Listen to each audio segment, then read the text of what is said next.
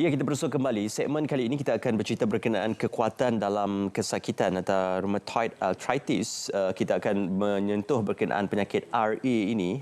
Juga bersama dengan kita adalah Profesor Dr. Satiswari, anak perempuan Raja Linggam, yang juga merupakan perunding rheumatologi dan perubatan dalaman UKMSC ataupun UKM Specialist Center. Selamat pagi, Prof. Dr. Terima kasih bersama dengan kami. Apakah betul sebutan yang saya tuturkan tadi, rheumatoid arthritis? Rheumatoid arthritis. Betul, Yeah. Okey. Baik, doktor, kita sebenarnya ingin mengetahui, ramai yang mungkin masih belum ketahui tentang RA ini. Apakah itu rheumatoid arthritis dan gejala-gejala RA ini, Prof. Doktor?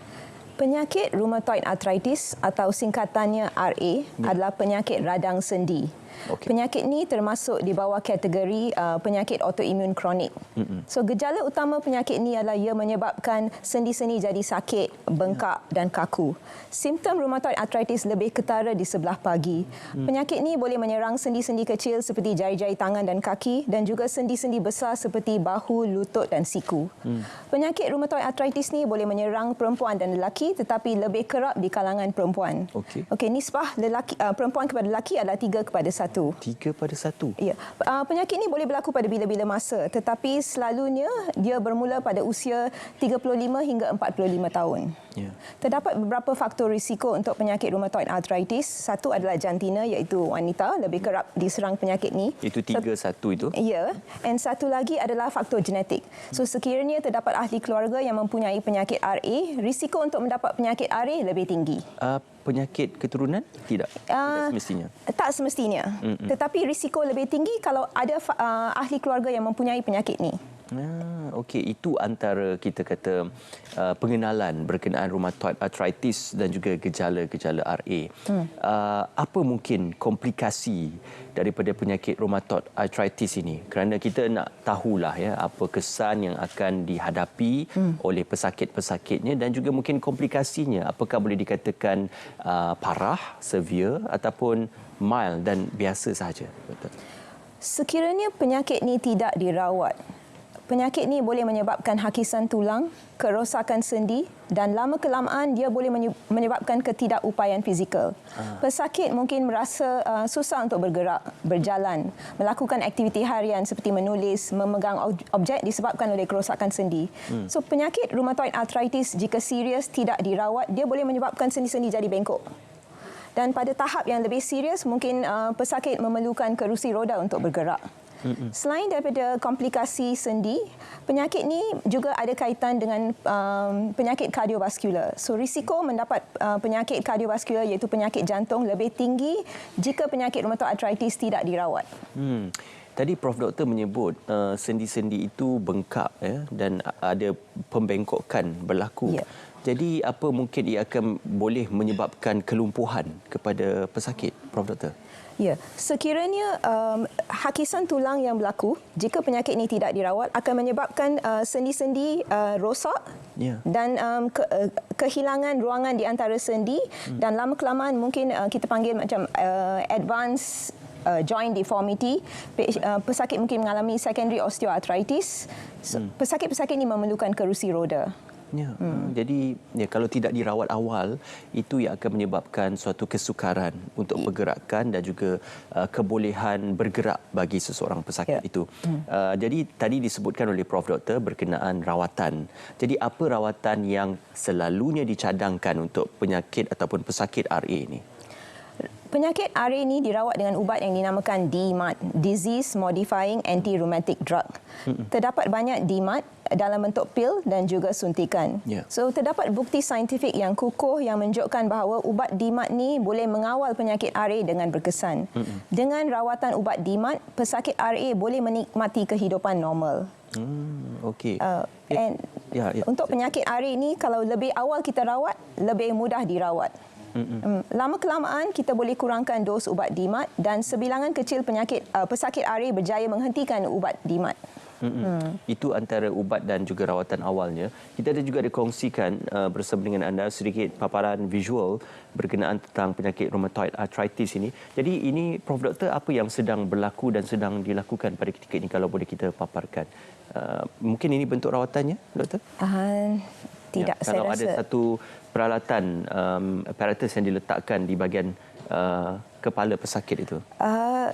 Yang itu I think lebih kepada sekiranya penyakit ini menyerang leher yang menyebabkan atlantoaxial subluxation, tapi saya rasa mungkin visual ni tidak berkaitan. Okey, baik. Selain daripada itu doktor, okey, kita abaikan yang perkara itu. Cuma bila kita bercerita berkenaan tentang rawatan tadi, seawal usia berapa ataupun seawal pada peringkat mana rawatan itu boleh dilakukan dan apa antara simptom-simptom yang ditunjukkan oleh pesakit itu untuk memberikan trigger point ataupun warning sign kepada pesakit supaya mendapatkan rawatan, Prof. Dr. Okey, gejala utama adalah sekiranya kalau mereka mengalami kesakitan sendi yang lebih teruk di waktu pagi dan mereka perhatikan yang sendi mereka bengkak tanpa sebab. So yang tu perlu mencetuskan prompt, act as a prompt supaya mereka mendapat rawatan awal. Yeah. And pesakit rheumatoid arthritis saya yang paling muda adalah dalam belasan tahun. Ya. Sudah belasan tahun pun Belasan tahun. boleh terkena rheumatoid Rheumatoid arthritis. Ya. Prof. Dr. Memandangkan kita masih mempunyai ruang masa yang panjang cerita tentang rheumatoid arthritis ini. Jadi saya kira ini waktu yang cukup istimewa untuk kita bercakap. Pengalaman Prof. Dr. sendiri selaku pakar dalam bidang ini. Jadi bagaimana kesannya sekiranya pesakit itu mengabaikan rawatan kepada gejala-gejala ataupun simptom-simptom yang ditunjukkan dalam konteks rheumatoid arthritis ini, Prof. Dr. Sekiranya mereka mengabaikan simptom ni, penyakit ini mungkin boleh menjadi lebih serius dan mereka mungkin mengalami lebih banyak kerosakan sendi. Dan seperti yang saya katakan tadi, dia boleh merosakkan sendi dan mungkin lepas tu mereka susah untuk melakukan aktiviti harian. And pesakit selalunya akan sakit sentiasa dan ini boleh menjejaskan kehidupan sosial mereka. Ya. Prof. Dr. Bertugas dan juga menawarkan rawatan di UKMSC. Apa antara rawatan yang disediakan oleh UKMSC untuk khas dan juga khusus untuk rheumatoid arthritis ini? Okey. Kami ada rawatan dalam bentuk pil untuk pesakit-pesakit yang mempunyai penyakit yang mild. So katakan pesakit itu mempunyai simptom-simptom yang lebih serius, mereka mungkin memerlukan ubat biologik. Kami di UKMSC mempunyai daycare center untuk rawatan biologik dalam bentuk infusi. Rawatan intravenous. Memasukkan ke dalam urat dan juga badan ya. IV dinamakan. IV. Prof. Dr. Bila disebutkan berkenaan rawatan kepada rheumatoid arthritis ini, apakah mungkin pesakit itu boleh menikmati kehidupan yang seperti sedia kala kalau menerima rawatan hasil daripada rawatan yang diterima oleh rheumatoid arthritis? Boleh. Ramai pesakit kami menikmati kehidupan normal dengan rawatan yang efektif, dengan rawatan ubat DMAT yang saya nyatakan tadi, disease modifying anti-rheumatic drug. Is it irreversible ataupun boleh dikembalikan seperti asal? Ya, sendi yang bengkak, yang tu reversible. Tetapi katakan kalau kerosakan sendi hakisan tulang, yang tu irreversible. Okey, dan seperkara lagi bila bercerita berkenaan rawatan ini, berapa lama tempoh rawatan yang selalunya dicadangkan atau diperuntukkan dia dalam pakej rawatan ataupun konteks rawatan rheumatoid arthritis ini? Okey, itu bergantung kepada individu. Rheumatoid arthritis adalah penyakit kronik seperti kencing manis, darah tinggi. Okey. Jadi pesakit perlu mengambil ubat untuk tempoh masa yang lama. Tetapi lama kelamaan, sekiranya pesakit penyakitnya dah terkawal, kami akan berusaha untuk mengurangkan dos ubat dan ada sebilangan pesakit yang kita berjaya menghentikan ubat. Okey, dan tidak perlu lagi mengambil? Tidak perlu mengambil ubat. Tapi sebilangan kecil pesakit. Sebilangan besar pesakit terpaksa mengambil ubat untuk jangka masa yang panjang sebab ini kategori penyakit kronik. Sekiranya kita hentikan ubat secara mendadak, penyakit itu boleh datang balik. Dia boleh flare up. Okey, maknanya ada kemungkinan. Ada kemungkinan. Pesakit itu akan mendapat semula penyakit rheumatoid arthritis ini. Dan bila disebutkan, kita banyak bercerita tentang komplikasi hasil daripada penyakit-penyakit lain. Jadi tadi disebutkan juga penyakit kardiovaskular juga boleh berlaku hasil daripada kesan-kesan dan juga gejala RA ini. Jadi apakah penyakit-penyakit lain? Contohnya kalau 3 serangkai sudah ada dalam pesakit itu juga boleh menyebabkan keparahan ataupun keseriusan kepada rheumatoid arthritis ini. Sekiranya pesakit itu mempunyai penyakit rheumatoid arthritis, penyakit rheumatoid arthritis dia ada kaitan dengan penyakit lain. Contohnya yang penyakit kardiovaskular risikonya lebih tinggi. Tapi penyakit rheumatoid arthritis adalah kita panggil penyakit sistemik. Terdapat organ lain juga boleh terjejas disebabkan penyakit ini. Contohnya pesakit boleh mendapat interstitial lung disease, penyakit paru-paru juga berkaitan dengan penyakit rheumatoid arthritis. Tetapi sekiranya penyakit rheumatoid arthritis lebih serius, lebih parah, risiko untuk mendapat penyakit kardiovaskular atau penyakit jantung juga lebih tinggi. Ya, cuma ingin saya memberikan penjelasan dan juga pencerahan. Visual yang kita saksikan tadi merupakan salah satu daripada rawatan yang ditawarkan di UKMSC. Tetapi untuk rawatan secara spesifik yang diberikan kepada rheumatoid arthritis ini adalah beberapa program rawatan-rawatan yang dicadangkan oleh doktor yang ditemui ataupun yang mendapat consultation daripada prof doktor dan juga doktor sendiri. Jadi apa mungkin pesanan bagi mereka yang ingin mendapatkan rawatan sekiranya mempunyai gejala-gejala yang disebutkan seperti gejala RA ini, Prof Doktor?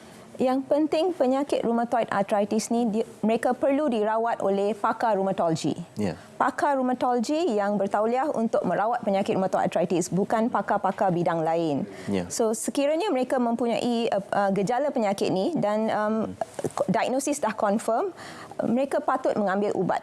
Yeah. Dan ubat ni mereka perlu ikut dengan disiplin, ikut arahan doktor, ikut dos ubat yang betul, dan ambil untuk tempoh masa yang dicadangkan oleh pakar rheumatologi. Itu cadangan saya.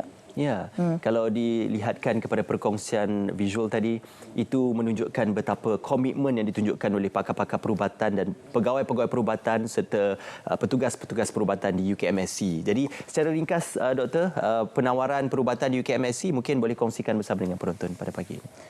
Pesakit rheumatoid arthritis di UKMSC, kami ada menawarkan rawatan dengan ubat DMARD dalam bentuk pil dan juga dalam bentuk suntikan. Pesakit rheumatoid arthritis boleh hidup seperti normal dan ada harapan dengan rawatan-rawatan yang canggih yang kami ada. Ya, insya-Allah kalau anda ada kemusykilan boleh terus sahaja walk in dan juga mendapatkan temu janji terlebih dahulu di UKMSC untuk mendapatkan rawatan bagi kehidupan yang lebih baik sekiranya anda juga ada kerisauan dan juga concern berkenaan tentang penyakit rheumatoid arthritis. Terima kasih Prof Doktor bersama dengan kami. Terima kasih UKMSC bersama dengan kami pada pagi ini.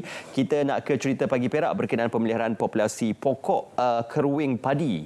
Jadi apa antara perkara yang akan dikongsikan oleh rakan pelapor? Silakan cerita Pagi Perak.